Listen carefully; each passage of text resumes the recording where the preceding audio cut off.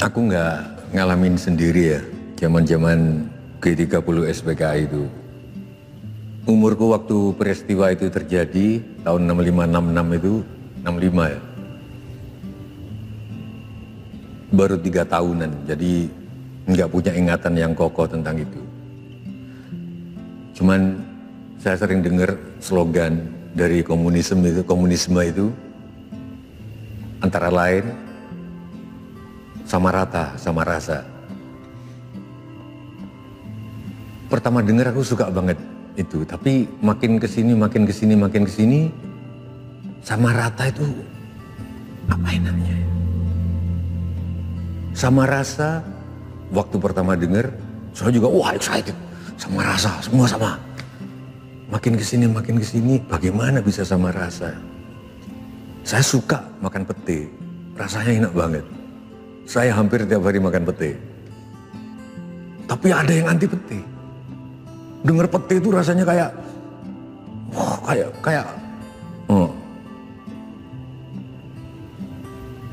durian juga, saya suka durian. Tapi salah satu anak saya marah-marah kalau sampai mobil bau durian. Rasa orang beda-beda. Saya juga berpikir dengan sama rasa itu bagaimana orang bisa termotivasi menjadi perias pengantin yang bagus, menjadi tukang masak yang bagus, misalkan masak tulang jambal yang bagus. Kalau bekerja keras atau enggak, gajinya sama saja. Apa motivasi kita bekerja? Jadi saya kira aku berpikir tanpa kita basmi atau tanpa kita gempur, prinsip sama rasa ini akan hilang dengan sendirinya. Tidak usah kita takut-takutin dengan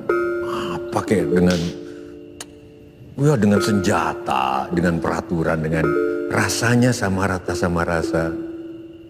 Mungkin yang bikin aku nggak sreg juga kenapa kok aku yakin bahwa tanpa dibom atau tanpa dibakar, prinsip sama rasa itu akan hilang dengan sendirinya. Sehingga kalau ada orang yang bilang hati-hati dengan prinsip sama rasa, hidup lagi. Kok saya khawatir itu cuma membangunkan hantu aja yang nggak nyata. Siapa sih orang yang mau sama rasa? Kebalikan dari sama rasa, yaitu dibebaskan semua orang tidak sama rata. Aku juga menolak. Misalnya, Bhinneka Tunggal Ika itu bukan cuman berbeda-beda suku atau berbeda-beda ras, tapi juga berbeda-beda perlakuan terhadap kemampuan seseorang. Kalau anakku disuruh berlomba kompetisi bisnis sama, ya misalnya anak putranya Mas Sandiaga Uno atau putrinya Pak Khairul Tanjung, disuruh bisnis start yang sama, disuruh berkompetisi, ya pasti anakku kalah secara modal. Karena maksudku gini, kalau ini dilihat dulu, oh ini siapa, ini anaknya siapa ini bapaknya Sujiwo Tejo, ini gelandangan, ini gembel, Belgedes. Oke, modalnya pasti modal dengkul. Oke, kalau gitu startnya agak di depan, kalau di dalam bisnis. Putranya Pak Sandiaga Uno agak di belakang, putranya Pak Erick Thohir di sini, putranya Pak Khairul Tanjung di sini. Baru start, tembakan, lari bareng. Menurut itu baru adil. UMKM juga jangan diumbar bareng kompetisi sama konglomerat, pasti kalah start. Jadi Bhinneka Tunggal Ika dalam hal komunisme ini, dalam konteks against komunisme ini, dalam konteks melawan komunisme ini adalah bukan cuma berbeda suku tetapi tetap satu jua, tetapi setiap rakyat mendapat perlakuan yang berbeda sesuai kemampuan.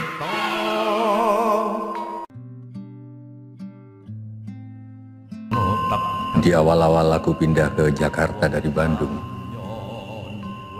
aku antara lain sowan ke sutradara besar sutradara film yang berangkat dari teater, Arifin Sinur. Al-Fatihah untuk beliau yang menyutradarai film G30 SPKI. Film ini sangat berhasil, harus diakui, mencekam saya karena waktu itu selalu diputar pada 1 Oktober atau 30 September, nggak tahu sekitar itu. Tentang perempuan rakyat yang menyilet-nyilet jenderal, tentang Ahmad Yani yang saya ingat betul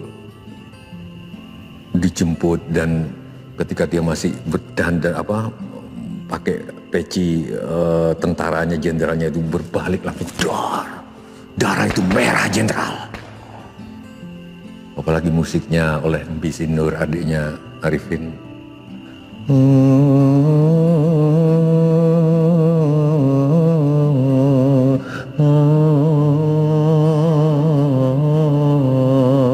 Suasananya agak gelap-gelap, truk menyeret jenderal-jenderal ke lubang buaya.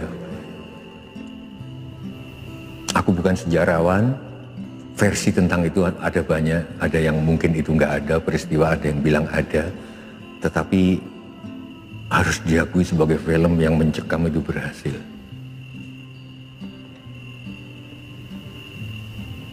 Mohon pesan saya, kalian yang belum pernah nonton film itu, mungkin nggak masalah. Sekarang bagi kalian yang bapak-bapak, ibu-ibu, adik-adik, anak cucu, yang sempat nonton film itu, pertanyaanku sekarang, apakah kita akan penuh kebencian terhadap PKI? Terhadap anaknya yang mungkin nggak tahu apa-apa, terhadap cucunya yang mungkin nggak tahu apa-apa.